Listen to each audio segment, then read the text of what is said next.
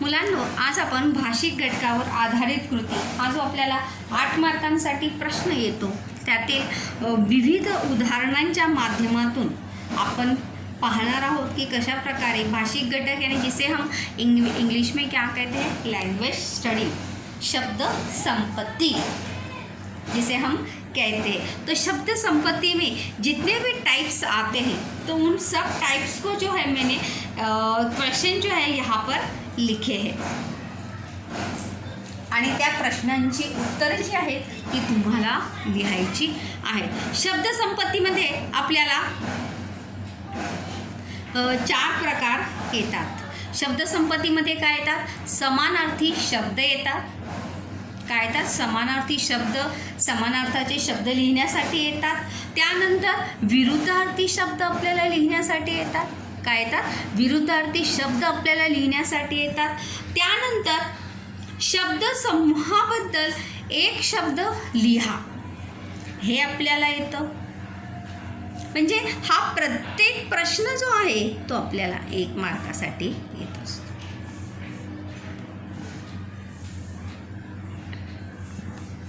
त्यानंतर वचन बदला, हा सुद्धा वचन बदला किंवा वचन ओळखा हे सुद्धा आपल्याला लिहिण्यासाठी येत असतं।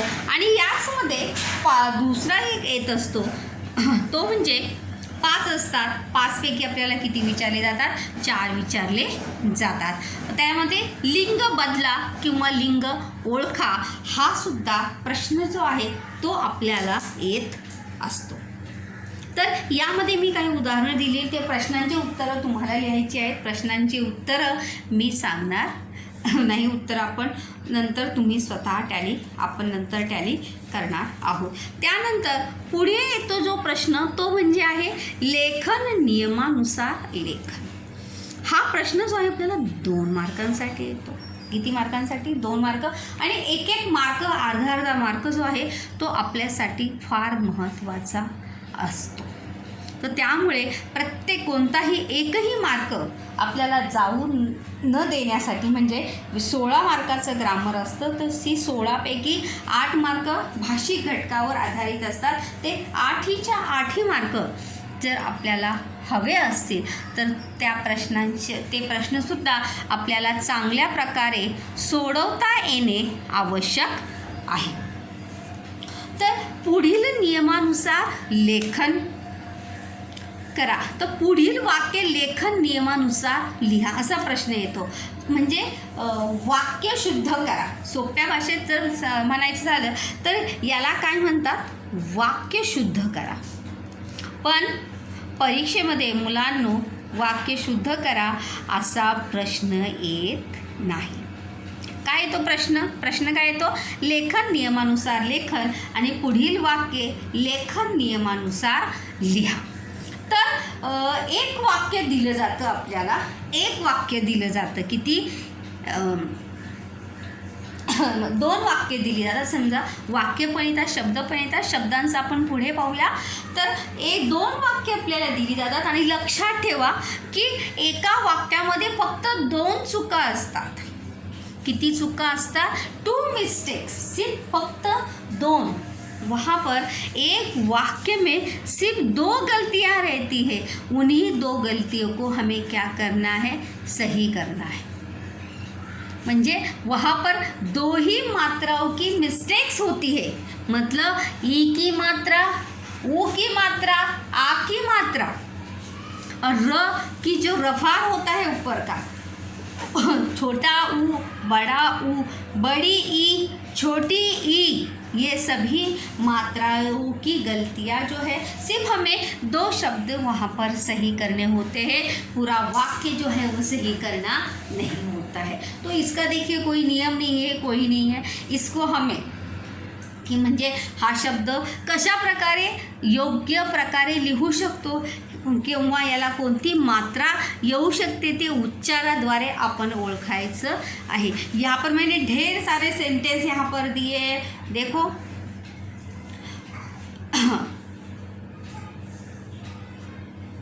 हळूहळू मी सगळ्या शाली वाटून टाकल्या। तर या वाक्यामध्ये बघा मी एक सांगते तुम्हाला, 2 चुका आहेत. 2 बघा, ही एक चूक आहे. मी फक्त एकाच वाक्यातलं सांगणार आहे, या सगळ्या नाही. बाकीच्या चुका तुम्ही स्वतः ओळखायच्यात. या हे कसं येणार आहे, वाटून आणि हळू. झालं. तर फक्त 2च शब्द आणि ह्याला किती मार्क, अर्धा मार्क, ह्याला अर्धा. आणि म्हणजे एका वाक्याला 1 मार्क. 2 वाक्य असतात, किती झाले, 2 मार्क. तर आपण जर चांगल्या प्रकारे जर सोडवलं आहे तर आपल्याला खूप बड़े ही आसानी से सहजता से हमें वहाँ पे 2 मार्क्स जो है वहाँ पर मिल सकते. मैंने यहाँ पर सही करने के लिए आपको ढेर सारे सेंटेंस जो है स्टूडेंट्स वहाँ पर दिए गए. हे बघा, प्रत्येक वाक्यामध्ये 2 चुका आहेत. त्या 2 चुका तुम्ही कोणत्या आहेत त्या शोधायच्या आहेत. जर सांगितल्या तर तुम्हाला कधीही येणार नाही. मात्रा लक्षात ठेवा. ईची मात्रा हिंदीमध्ये सांगते ई, छोटी ई, बड़ी ई, बड़ा ऊ, छोटा ऊ, आ की मात्रा. उसके बाद रफार होता है, र ऊपर का जो र होता है वो भी वहाँ पर देखा जाता है. तो ये सभी मात्राएं जो है हमें ध्यान में रखनी. बघा, 4 आणि 2 किती मार्क झाले, 6. आता आपले राहिलेले आहेत 2 मार्क अजून. तर 2 मार्क अजून येतात, ते कुठे येतात. यामध्ये मी अजून एक सांगायचं राहून गेलं. ज्यावेळी आपल्याला शब्द म्हणजे वाक्यशुद्ध लेखन नियमानुसार वाक्यसुद्धा येतात आणि शब्दसुद्धा येतात. काय येतात, शब्दसुद्धा येतात आणि वाक्यसुद्धा येतात. तो वहाँ पर एक बार में मैंने वाक्य लिए हैं, अगली बार में मैं सेंटेंस या आगे मैंने शब्द लिए भी होंगे. तो वहाँ पर शब्द भी आपको 4 शब्द दिए होंगे और 4 शब्दों में से अभी वहाँ पर जब वाक्य दिए जाते तो 2 वाक्य दिए जाते हैं. बट जब आपको शब्द दिए जाएंगे तो शब्दों के 4 ग्रुप होंगे. हाउ, किती, 4 ग्रुप असतील आणि त्या 4 ग्रुपामध्ये प्रत्येक एका ग्रुप में से मानो ये 4 शब्द है, ये 4 शब्द में से सही शब्द ढूंढ के लिखना है, इस 4 शब्द में से सही शब्द ढूंढ के लिखना है, इस 4 शब्द में से सही शब्द ढूंढ कर लिखना है और इस 4 में से सही शब्द ढूंढ कर लिखना है. तर अर्धा मार्क त्याला आहे. तर आपण पुढे पाहूया. दुसरा प्रश्न येतो तो म्हणजे विराम चिन्हे. विराम चिन्हे हा प्रश्न 2 मार्काला. ये 2 तरीके से पूछा जाता है. विराम चिन्हे ओळखा. वाक्यात विराम चिन्ह पहचानना बहुत इजी है. होप सो आप सबको विराम चिन्ह पहचानने के लिए आए होंगे. पूर्ण विराम, अर्ध विराम, अपूर्ण विराम, उद्गारवाचक सब आए होंगे. लेकिन जब हमें यूज़ करने के लिए आता है तो यूज़ हमें कैसे करना है, ये सभी सेंटेंस जो है आपके इसी में से है. तुमच्या पुस्तकातील ही सर्व वाक्य आहेत आणि प्रश्नचिन्ह कुठे लावायचा, कॉमा कुठे लावायचा, हे सर्व आपण जब हम विराम चिन्ह सिखाए थे तब हमने ये सब देखा है की कशा प्रकारे विराम चिन्हांचा उपयोग कोणत्या ठिकाणी आणि कशा प्रकारे विराम चिन्हांचा उपयोग जो आहे तो आपल्याला करायचा आहे. त्यानंतर लिंग बदला हा सुद्धा भाषिक घटकामध्ये येत असतो. 5 असतात, 5 पैकी 4 येतात. पण आपण प्रॅक्टिस करत आहोत तर आपण सर्व एका वेळी प्रॅक्टिस त्याची घेणार आहोत. तर लिंग बदला आणि ओळखा. मैंने यहाँ पर जो एग्जाम्पल दिए हैं उसका आपको लिंग बदलना भी है और लिंग आपको पहचानना भी है की हे कोणत्या प्रकाराचं वाक्य जे लिंगाचं म्हणजे स्त्रीलिंगी आहे, पुल्लिंगी आहे की नपुंसक लिंगी आहे हे आपल्याला ओळखून लिहायचं आहे. आणि लिंग बदलायचं सुद्धा आहे. लिंग बदला आणि लिंग ओळखा म्हणजे याची जी आहेत लिंग काय करायचे आहेत, बदलायचे आहेत। ये जो मैंने एग्जाम्पल यहाँ पर दिए है इनका याचं लिंग बदलायचं आहे आणि ही जी उदाहरणं मी दिलेली आहेत त्या उदाहरणांचं आपल्याला लिंग काय करायचं आहे, ओळखायचं आहे। म्हणजे ते एकवचन आहे की अनेक वचन आहे ते आपल्याला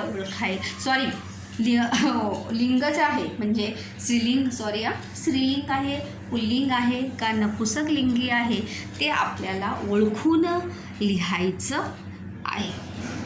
तर अशा प्रकारे 8 मार्कांसाठी भाषिक घटकावर आधारित प्रश्न जो आहे तो आपल्याला येत असतो आणि त्या प्रश्नाची प्रॅक्टिस होणे म्हणजे 8 मार्क बघा।